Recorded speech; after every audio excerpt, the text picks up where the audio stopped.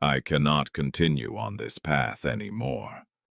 The woman smiled exactly the way Emily always had when she waited for me to come home.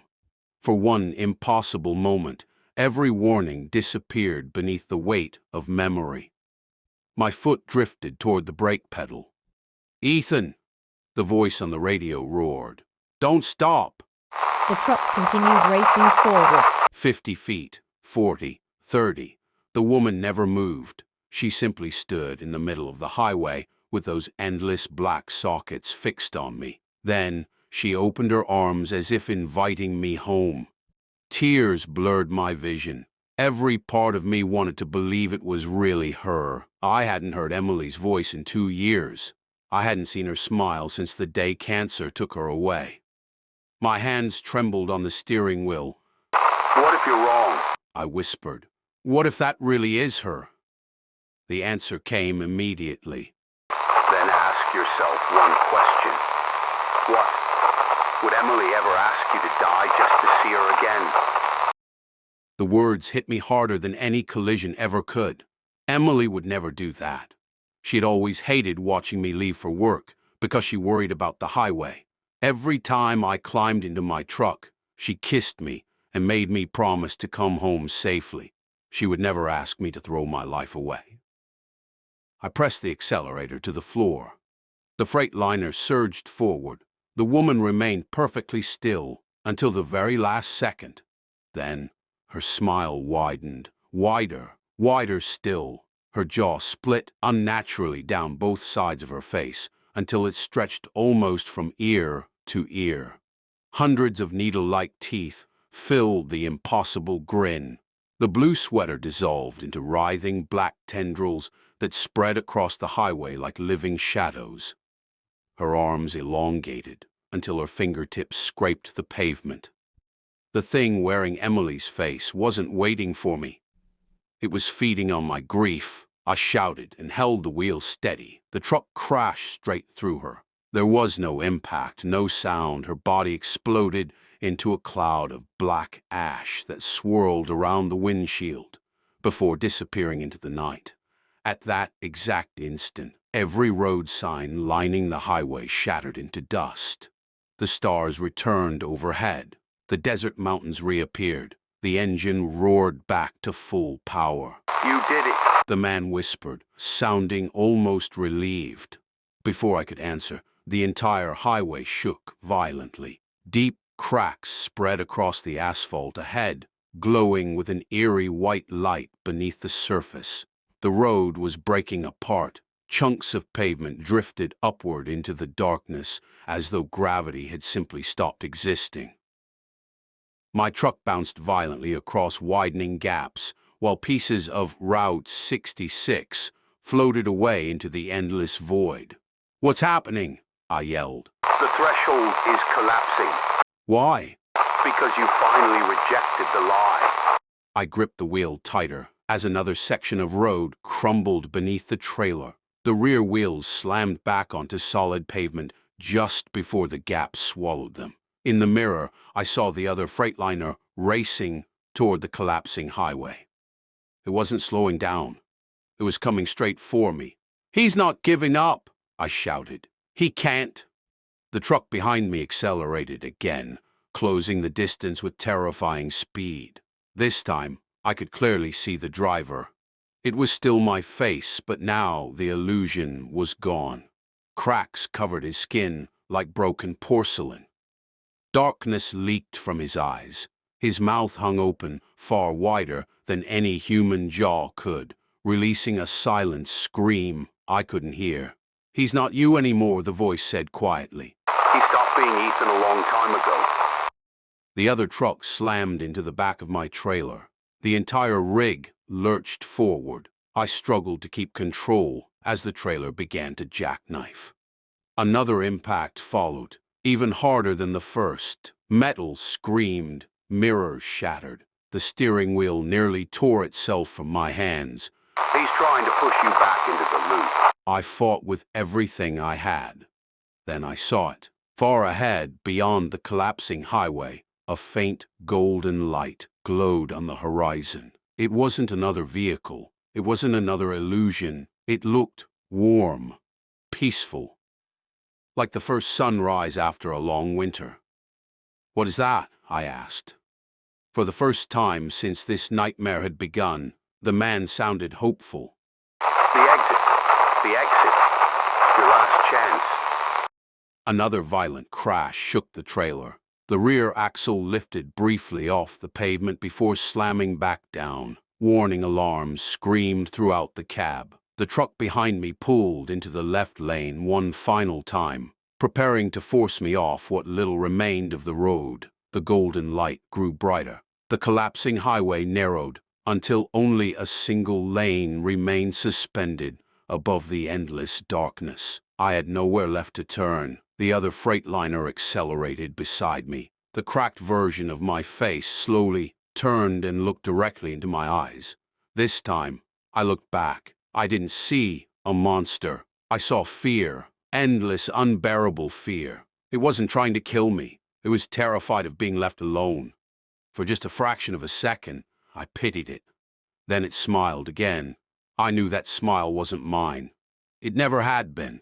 I took one deep breath, tightened my grip on the steering wheel, and aimed my truck straight toward the golden light. As the last mile of Route 66 began to disappear beneath my wheels. Final, the golden light swallowed everything. For one blinding instant, I felt weightless. There was no truck, no engine, no highway beneath my wheels. Only silence. Then gravity returned with brutal force. I opened my eyes to the sound of distant sirens. Cold desert air filled my lungs. My body felt impossibly heavy. I was lying on rough gravel beside the highway. Flashing red and blue lights painted the rocks around me. Firefighters rushed between emergency vehicles, while paramedics knelt beside a crushed white Freightliner, resting on its side in a shallow ditch. Smoke still drifted from the twisted engine compartment. I tried to stand, but my legs barely responded. Somehow I managed to stumble toward the wreck. "I'm here!" I shouted. "I'm okay." No one looked at me. A paramedic hurried straight through my shoulder without even slowing down. I froze. He hadn't pushed me aside. He had walked through me as though I wasn't there. My stomach dropped. I looked down at my hands. Tiny specks of light were drifting away from my fingertips, like glowing dust carried by the wind. They disappeared into the morning air before I could touch them. "No," I whispered. "Please, no." Behind me, a familiar burst of static echoed across the empty highway. I turned slowly. An old truck radio sat alone on the asphalt. It wasn't connected to anything. No power cord, no antenna, yet the speaker crackled to life. "You remember now," the voice said calmly. I stared back at the wrecked Freightliner. Firefighters finally pried open what remained of the driver's door. Two paramedics carefully pulled a body from the crushed cab and placed it onto a stretcher.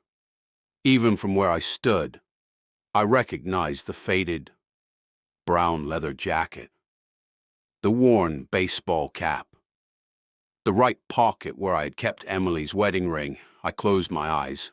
So, I really died. Yes. Everything after the deer was the threshold. Tears rolled down my face, though I could no longer feel them. I never escaped. Not the first time. I frowned. The first time. The radio hissed softly. Look down the highway. Far beyond the emergency vehicles, another pair of headlights appeared in the distance. A lone semi-truck rolled steadily through the darkness, approaching the exact same stretch of road where my journey had begun. The dashboard clock inside that truck read 1:47 a.m. The driver yawned and reached toward his radio. My heart began racing again. "No," I whispered. "Not someone else."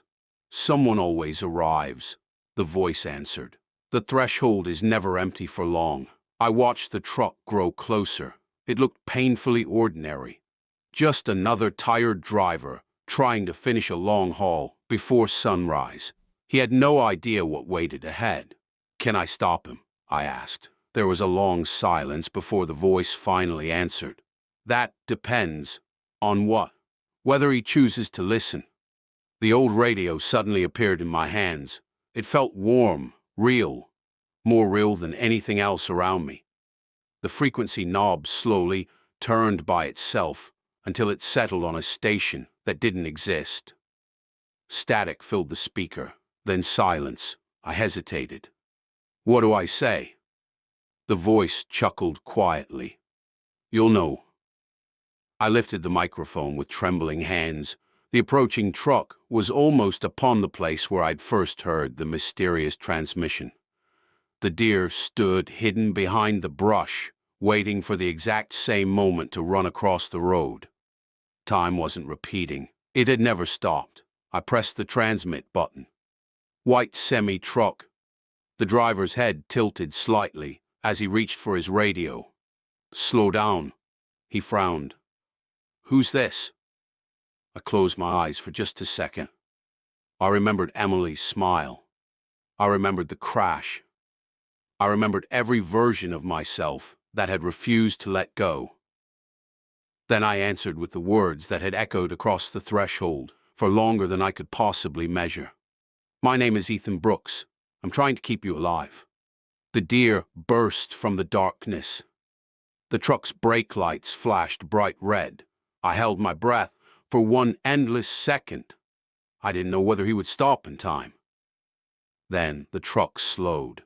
The deer cleared the highway safely and disappeared into the desert. Relief washed over me like warm sunlight. I smiled for the first time since that terrible night. Behind me, the wreckage, the ambulances, and even the old highway slowly dissolved into countless points of golden light. The radio grew silent in my hands. Somewhere far beyond the desert, I thought I heard Emily's voice one last time. "You kept your promise." I looked toward the rising sun as the first real dawn I had seen in what felt like an eternity spread across the Arizona sky. The light grew brighter and brighter until the highway, the desert, and even my own hands disappeared into its warmth. And for the first time since the night I died on Route 66, I finally went home. The end.